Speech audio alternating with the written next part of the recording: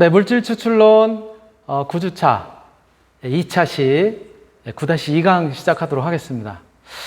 조금 전에 우리가 1차시 1교시에는 오늘 이제 실질적으로 우리가 어떤 소재로부터 원하는 그런 이제 그 물질을 갖다 이제 분리하거나 정제할 때 어떻게 하는지 그 과정에 대해서 이제 실질적인 그런 이제 과정을 갖다가 우리가 공부를 하고 있는데요. 오늘 소재로 삼았었던 것이 앞에서도 우리 살펴봤었지만은 이제 배, 우리가 먹는 과일 중에 하나인 이제 배로부터 미백 성분이라고 하는 알부틴을 갖다 이제 분리하는 거에 대해서 같이 살펴보고 있는데요. 예,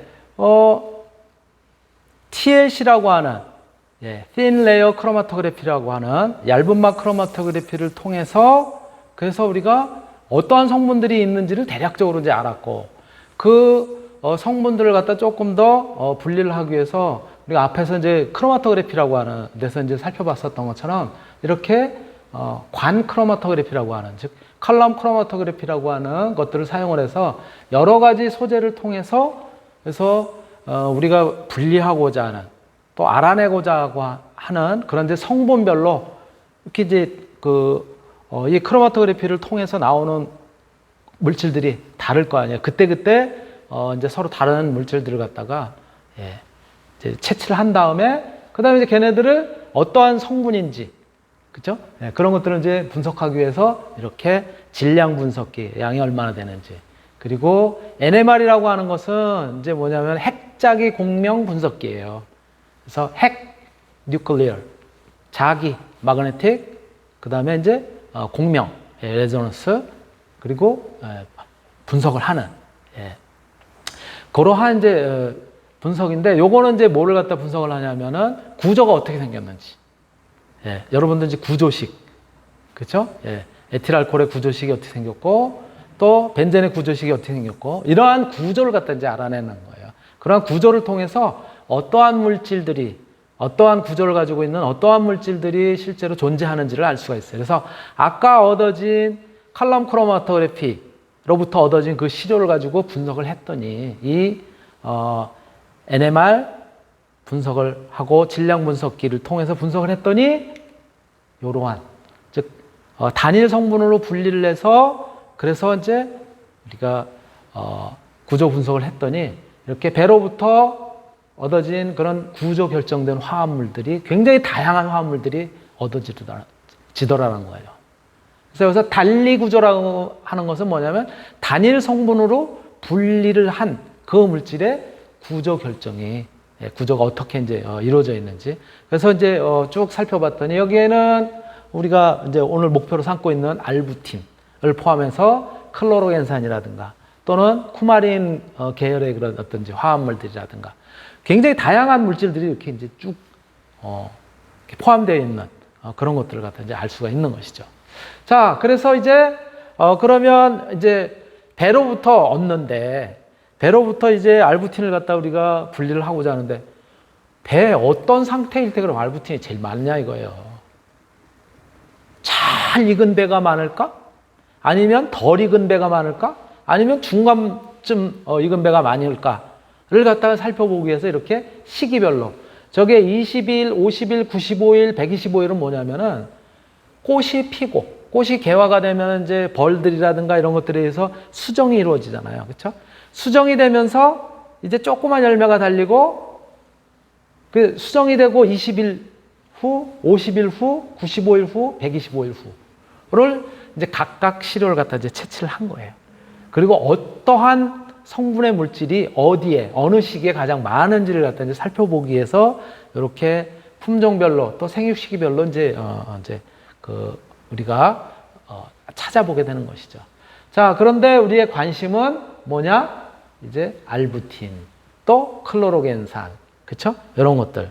또는 말락신산이라든가 또는 이제 카페인 계열의 그러한 물질들이 어느 정도가 되는지를 갖다가 이제 살펴보려고 하는 거고 특히 알부틴이 오늘 이제 우리가 관심을 가지고 있는 그런 이제 대상 성분들인 것이죠. 물론 이제 그 이외에도 여러 가지가 있습니다. 아스코르빈산이라든가 토코페롤이라든가 이런 것들도 아까 그 구조를 갖다 통해서 나왔었던 거고요. 예. 또 기타 뭐 이제 플라보노이드 계열이라든가 페놀 화합물이라든가 뭐 여러 가지가 있습니다. 예. 그런 것들은 이제 관심의 대상으로 삼고 특히 그 중에는 우리는 알부틴이다라고 이제 생각을 하고 계시면 되는 거예요. 자, 그래서 이제 알부틴 함량 변화를 조금 아까 뭐라 그랬어요? 20일 또 뭐 며칠 이렇게 이제 뭐 35일, 50일 뭐 여러 가지 종류에 대해서 이제 살펴본 거예요. 알부틴 함량이 어느 정도 변화가 있는지. 그랬더니 여기 보시는 것처럼 20일 정도 지났을 때, 그러니까 뭐예요? 꽃이 수정이 되고 20일 정도 지났으니까는 이제 알맹이가 조그맣을 거 아니에요. 그쵸? 그랬을 때가 제일 높아. 점점 시간이 지나면 지날수록 당으로 많이 바뀌면서 당이 많이 형성이 되고 맛이 좋은 거지. 사실은 알부틴 함량은 점점 떨어지더라는 거예요. 거의 대부분의 품종에서 그러한 이제 특성을 갖다 보이는 거예요. 점점 시기가 지나면 지날수록 함량이 떨어지더라. 그러면 여기서 이제 우리는 뭐를 알 수 있어요? 알부틴을 얻기 위해서는 다 익은 배가 아니라 익기 전에 그러한 배를 갖다 쓰는 것이 더 효율적이다 라고 하는 것들을 갖다 이제 알 수가 있는 것이죠. 이 알부틴이라고 하는 것을. 자, 그래서 우리가 이제 활용을 하게 되는 것이 소위 이야기하는 이제 뭐냐면 미성숙과예요. 완전히 익은 과일, 우리가 보통 과일로 먹는 그런 것들을 대상으로 하는 것이 아니라 아직 덜 익은 과일들. 근데 덜 익은 과일들은 어떻게 이제 되는 거냐면 우리가 통상적으로는 저렇게 대략 이제 꽃이 피고 나서 한 30일 정도 이제 지나게 되면은 수정이 돼서 이제 어떠한 형태로 이제 조그만 열매들을 갖다 이제 맺게 되는데요.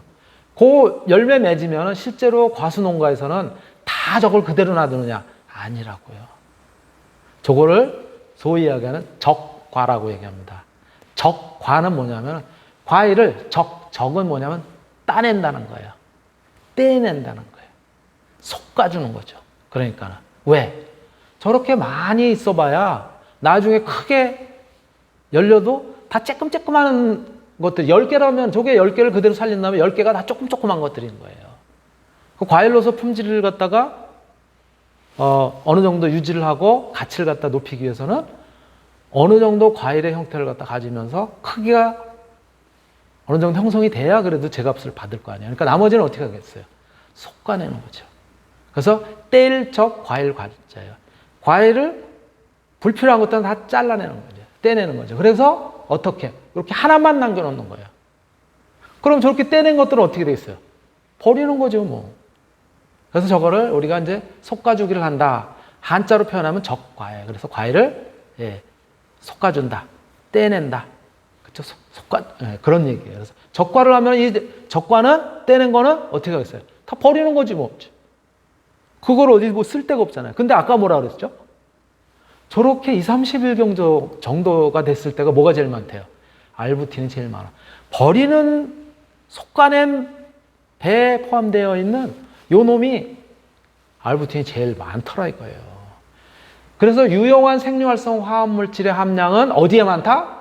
성숙과보다는 완전히 다 익은 과일보다는 미숙과에 많다. 속과는 아직은 성숙되지 않은 조그만 그런 형태일 때 그때 소위 이야기하는 약성분, 유효성분이 많다는 거예요.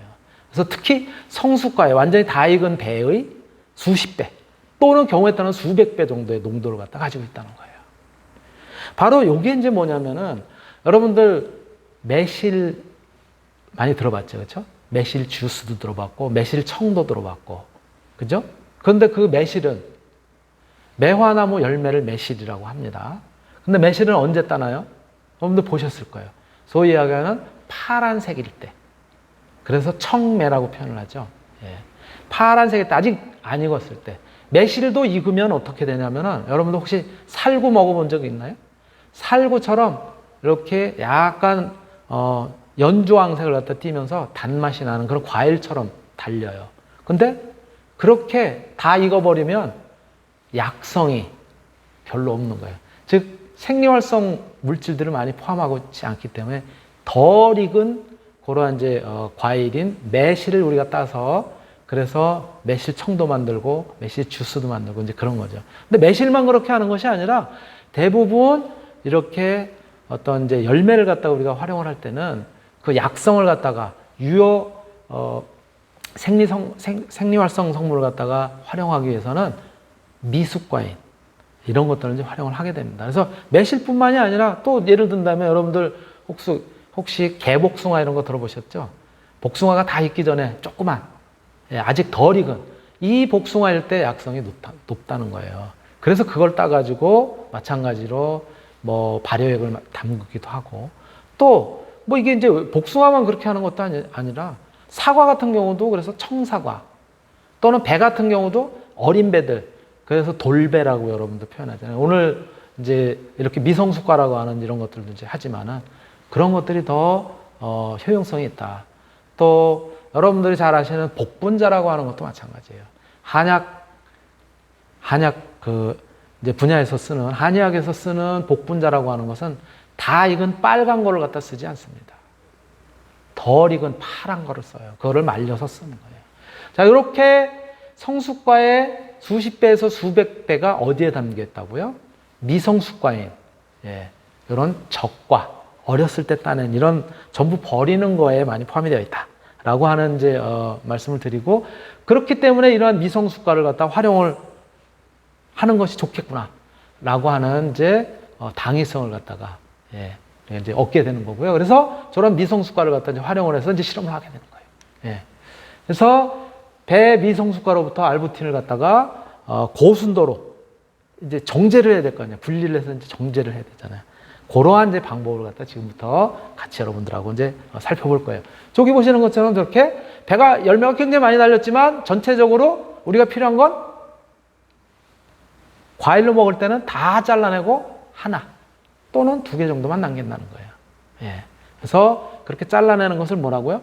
적과라고 합니다. 순수한 우리말로 얘기하면은 과일 솎아내기, 어린 과일 솎아내기, 혹은 덜 익은 미숫과를 솎아내기인 것이죠. 그래서 그 솎아낸 걸 가지고 이제 알부틴을 분리를 해서 이렇게 미백 성분을 이제 활용을 하게 되는 거예요. 자, 그런 얘기를 좀 했고요. 자, 그렇다면 이 알부틴은 보통 한 이제 원료를 갖다가 100g 정도 우리가 활용을 하면은 한 0.3에서 1g 정도, 한 1% 정도밖에 수율이 되지 않는데요. 대략 개화 20일 후에 미성숙과 아까 적과죠. 그걸 갖다 이제 활용을 했더니 이렇게 알부틴 피크가 이렇게 크게 나오는 이런 이제 알부틴을 갖다 이제 얻을 수가 있는 함량이 이제 많은 그러한 이제 소재를 갖다 우리가 분리해낼 수 있는 거예요. 그래서 순도가 99% 정도로 우리가 만들어낼 수 있다고 합니다. 최종 수율이 한 60% 정도 얻을 수 있는 그런 형태인 거고요. 자, 이러한 이제 배경을 가지고 이제 하게 됩니다. 이제 분리하고 정제를 하게 되는 것이죠. 자, 그런데 기존에 어떠한 소재로부터 유용한 물질을 우리가 분리해내고 이제 그런 방법이 뭐였었어요? 소위 이야기하는 추출법 아니에요. 조금 전에도 우리가 그래서 분획하는 과정에서 추출해서 분획, 즉 성분별로 구획하는, 나누는 그러한 과정에서 했었던 게 뭐예요? 기존의 방법. 메틸 알코올, 메탄올을 갖다가 사용을 해서 추출하거나, 그쵸? 또 하나는 뭐라고? 에틸아세테이트층으로 에틸아세테이트를 갖다 집어넣어서 또 이렇게 이제 성분별로 분리를 하거나 했었던 거 아니에요, 그렇죠? 그런데 얘네들은 다 문제를 갖다 안고 있어요. 어떤 문제를? 저렇게 메탄올이라고 하는 유기용매를 갖다 통해서 추출을 하게 되면은 이 유기용매들은 식품이라든가 또 인체에 사용하고 이런 거에는 사용할 수 없도록 되어 있어요. 우리가 어떤 성분이 들어있는지 유용 성분이 무엇인지를 갖다가 찾아내기 위해서 실험적으로 했을 때는 그거는 문제가 없는데 실제로 추출하는 과정에서 추출을 해가지고 실제로 우리가 그 추출된 물질을 갖다 활용하는 데는 메틸알코올과 같은 메탄올과 같은 유기용매로 추출하면 안 됩니다. 마찬가지로 에틸 아세테이트도 똑같아요. 쓸 수가 없어요. 그래서 시간 그 다음에 경제적인 문제 이런 것들도 있고 또 유기용매를 갖다가 사용하면 안 되는 문제들도 있단 말이에요. 그리고 추출물 이제 추출한 다음에 감압 농축하고 그런데도 시간이 많이 걸려. 그러니까 어떻게 해야 되겠어요, 이제?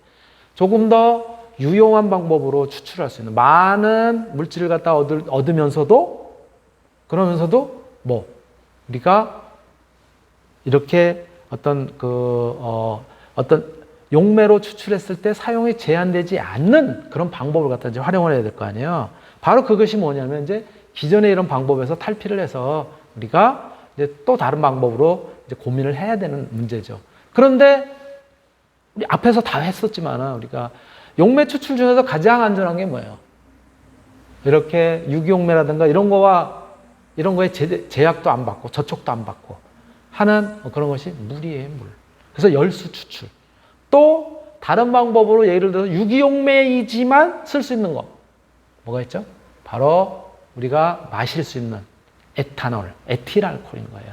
그래서 이제는 알부틴 자체가 예를 들어서 피부 미백 화장품 소재로 이제 활용을 하고 있지만은 전량 수입을 하고 있고, 또 우리가 앞에서 연구를 했더니 미성숙과로부터 알부틴을 갖다가 대량 정제해서 천연 소재를 갖다가 확보할 수 있다는 그런 가능성을 갖다 이제 알았고, 그래서 기존 정제법으로는 이게 메탄올이라든가 또는 에틸아세테트층이라든가 이런 것들을 쓰면은 또 곤란한 문제들도 있고, 그래서 추출 용매를 갖다 우리가 조금 전에 제가 말씀드렸던 것처럼 이제 물이라든가 아니면은 에탄올, 에틸알코올이라고 하는 이런 것들을 갖다가 이제 활용할 필요가 있는 거죠. 그래서 이제 저렇게 열수 추출 그리고 80% 에탄올, 에틸알코올을 갖다 활용을 해서 추출을 이제 하게 됩니다. 그래서 이제 방향을 갖다 조금 이제 바꾸게 되는 거죠. 자, 어떤 성분들이 이제 들어있는지는 알게 됐으니까 앞에서 살펴본 것처럼 이제는 걔네들을 조금 더 실생활에 진짜 직접적으로 응용을 할 수 있도록 그러한 이제 공정으로 우리가 이제 해볼 필요가 있는 거죠. 그래서 열수 추출을 갖다 이제 하게 되는 거예요. 그래서 물을 갖다가 예를 들어서 적과니까 이제 조그만 이제 과일이었었잖아요. 그거 20g에다가 물을 갖다가 100ml를 집어넣고, 그렇죠? 20분 동안 이제 끓이는 거예요. 그런 다음에 이제 건더기를 걸러내고 또 거기에다가 이제 또 다시 물을 갖다 또 이제 이 건더기에다가 다시 물을 넣어가지고 거기서 다시 한번 또 이제 분리를 하고 해가지고 이제 얻게 되는 거예요. 시료를. 이쪽에는 저건 열수 추출이고 이쪽은 이제 무엇을 이용해서? 에틸알코올을. 80%짜리 에틸알코올을 이용을 해서 에틸알코올을 100ml를 집어넣고, 그래서 이제 마찬가지로 이제 막 섞은 다음에 그 다음에 이제 정치를 시키게 됩니다. 가만 놔둔 다음에 그 다음에 이제 걸러내요. 예. 이제 여기는 이제 구체적으로 몇 시간 이런 것까지는 지금 이제 표현을 안 해놨지만, 하루 경우에 따라서는 이틀 이렇게 이제 추출이 되도록 정치를 한 다음에 그 다음에 이제 분류를 하고 그 다음에 또 다시 그 찌꺼기에서 다시 한번 집어넣어 가지고 그래가지고 이제 얻게 돼요. 예. 그렇게 해서 이제 HPLC라고 하는 HPLC 뭐예요? 예, 액체 크로마토그래피죠. 예. 그래서 이 액체 크로마토그래피를 갖다가 마찬가지 열수 추출한 거 또는 에탄올을 추출한 거를 갖다가 이제 분석을 하게 됩니다. 그랬더니 분석을 할 때는 뭐예요? 이게 또 드라마틱하게 열수로 물로 추출한 것이 훨씬 효율이 좋더라 이거예요. 똑같은 양을 했는데 물로 추출했던 거는 262mg을 얻었고 에틸알코올로 추출을 했더니 174.8g mg을 얻었어요. 그럼 뭐를 쓰겠어요? 좀 더 안전하고 효율적인 물을 갖다, 즉 추출 용매를 열수로 뜨거운 열수 추출을 갖다 하는 것이 훨씬 더 경제적이다라고 하는 것들을 갖다 이제 알게 되는 거죠. 예. 그래서 이제 가열 시간이라든가 이런 것들을 또 이제 막 이제 테스트를 해봤겠죠. 그렇게 해서 어쨌든 그렇게 이제 확립을 하게 되는 거예요. 열수로 추출해도 충분히 알부틴이라고 하는 것을 갖다가 얻을 수 있다라고 하는 것을 이제 알게 되는 것이죠. 자, 그래서 이제 추출 시간에 따라서는 그러면 어느 정도의 농도를 갖다 얻는지를 갖다가 이제 테스트를 한 거예요. 그랬더니 뭐예요? 열수 추출인데 뜨거운 물을 부었다가 그냥 바로 하는 거는 농도가 제일 낮고, 그쵸? 4시간 정도 이렇게 뜨겁게 이제 가열을 하는 것이 조금 더 높아지고, 그 다음 8시간, 12시간 가면은 거의 비슷하더라 이거예요. 그럼 한 8시간 정도 추출하면 제일 적절하겠죠. 그쵸? 양으로 봤을 때. 그래서 이제 8시간 정도 가열을 해서, 그래서 이제, 추출을 해서 그렇죠? 열수 추출이죠. 예, 중탕하는 거죠. 예. 그렇게 해가지고 이제 우리가 분석을 하고 또 정제를 하고 이런 이제 방법에 이제 들어가게 되는 것이죠. 예. 자, 그러면은 양은 많지 않아도 실제로 이제 미숫가루를 가지고 이제 열수를 갖다가 이용하면 뜨거운 물을 이용을 해서 그래서 추출을 하고 그렇게 해서 분리를 하면 이제는 무엇을? 알부틴을 얻을 수 있구나 라고 하는 것들을 우리가 이제 이런 실험을 통해서 이제 알게 되는 거죠. 단계적으로. 예. 그래서 이제 앞에 단계는 이제 이 이후에 이제 전개되는 단계는 앞에서 했었던 것처럼 거의 같게 됩니다. 그래서 농축이 되든 용매 분해기 되든 이런 것들은 이제 하지 않고 이제 알부틴을 갖다 이제 정제하는 과정으로 조금 더 이제 접근을 하게 되는 것이죠. 그래서 이제 알부틴을 이제 정제를 하게 됩니다. 즉 이렇게 미숫가루를 가지고 열수 추출, 즉 중탕기죠, 중탕기. 예, 중탕기를 이용해서 이제 100kg를 이제 해보는 거예요. 이제 미숫가 100kg를 가지고 여기에다가 물을 갖다 120L 집어넣고 아까 뭐라 그랬죠? 어느 온도에서? 예, 이제 열수를 갖다 이제 활용을 하는데 조금 더 추출률을 갖다 높이기 위해서 예, 온도를 한 120도 정도까지 올려요. 그리고 몇 시간일 때 효율이 좋다고요? 8시간 정도일 때 효율이 좋으니까 8시간 정도는 이제 하게 됩니다. 그래서 국물만, 예, 이 건더기는 다 짜내고 국물만 딱 얻은 것이 뭐냐면 추출물이 전체적으로 4kg 정도를 갖다 이제 얻게 됩니다. 예, 이 4kg를 가지고 이제 뭐라는 건지 분리를 시켜서 분리 정제를 해가지고 그 안에서 우리가 원하는 양의, 그렇죠? 원하는 정도의 우리가 이제 알부틴을 갖다가 얼만큼 얻을 수 있는지 이런 것들을 이제 테스트하게 되는 것이죠.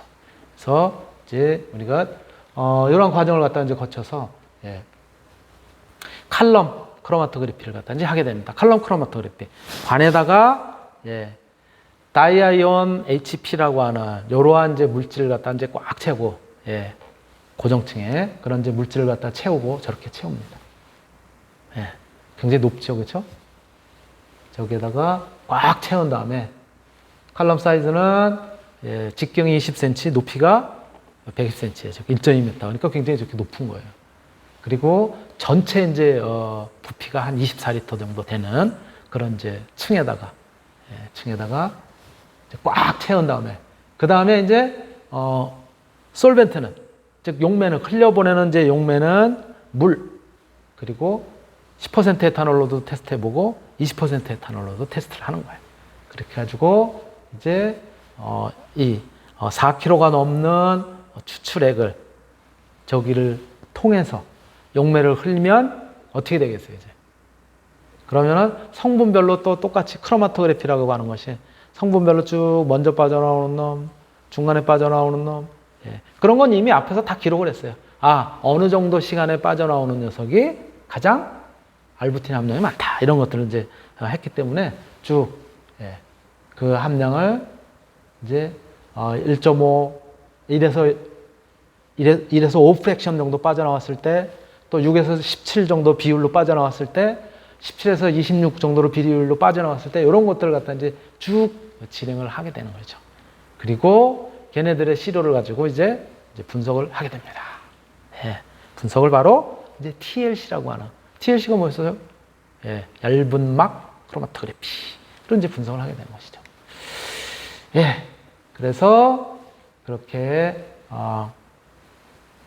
관 크로마토그래피, 컬럼 크로마토그래피를 활용을 해서 이제 분석을 했더니 저렇게 전개를 갖다 바로 했더니 관 크로마토그래피를 통해서 이제 나온 시료를 분석한 거예요. 요거는 TLC에서 이제 분석을 합니다. 그럼 이렇게 이제 시료를 쭉 찍어놓고 했더니, 그쵸? 조기의 파란색 위치요. 조기가 뭐냐면은, 조기가 바로 알부틴. 알부틴의 표준 물질이 분리가 되는. 그러니까 조 위치에 나온 녀석들이 알부틴이에요. 어떤 녀석의 알부틴이 제일 많은지, 또 어떤 조건일 때가 제일 많은지, 이런 것들을 갖다 이제 알 수가 있는 거죠. 저 위에 있는 것은 단순하게 이제, TLC라고 하는 것을 전개한 그런 후의 데이터고요. 거기에다가 세리움 하이드레이트라고 하는 세리움 수화물을 갖다가 이렇게 이제 스프레이 시키게 되면 이렇게 컬러가, 저거는 이제 UV 램프로 본 거고, 이렇게 컬러가 색깔로 이렇게 이제 선명하게 이제 나타나게 되죠. 바로 그래서 요 녀석이 이제 표준 알부틴하고 같은 위치에 있고 하기 때문에 얘네들을 이제 어떻게 얻는지를 이제 확립을 하게 되는 거고, 그런 방식으로 이제 우리가 분석을 하게 되면은 원하는 그런 정도의 이제 알부틴을 갖다 이제 얻게 되는 거죠. 예. 그래서 요게 이제 피크로 분석을 하기 위해서 HPLC에서 이제 조건을 뭐 디텍터는 PDA 디텍터, 그다음에 이제 칼럼은 어떤 칼럼을 쓰고 이제 분석을 하는 거예요. 그래서 280 나노미터에서 분석을 했더니 프랙션에 따라서, 즉 어느 정도 비율로 우리가 이제 크로마토그래피를 했을 때 얻어지는 것으로서 양이 얼마 정도인지를 쭉 우리가 이제 살펴볼 수 있는 거죠. 그래서 그 위치에 해당되는, 그 시간의 위치에 나오는 것들이 바로 뭐라고요? 성분에 따라서 나오는 위치, 그 시간이 다를 거 아니에요. 저것이 바로 알부틴인 것이죠. 그래서 이렇게 이제 알부틴을 우리가 실질적으로 분리를 해낼 수 있다라고 하는 것들을 갖다 이제 알 수가 있고요. 이러한 과정을 통해서 우리가 이제 앞에서 이야기했던 것처럼 배 중에서도 완전히 다 익은 성숙과가 아니라 어린, 이제 수정이 되고 수분이 이제 된 다음에 한 20일 정도 지난 아주 작은 배들, 그리고 그 배 중에 몇 개만 남기고 이제 다 잘라서 속간에서 이제 버리게 되는데, 그 속간엔 소위 적과라고 얘기하는데, 그 적과를 갖다가 이용을 해서 알부틴을 갖다가 이렇게 우리가 분리를 해낼 수 있다라고 하는 것들을 이제 알게 되고요. 예, 시간이 또 좀 지나서 잠시 쉬었다가 하겠습니다.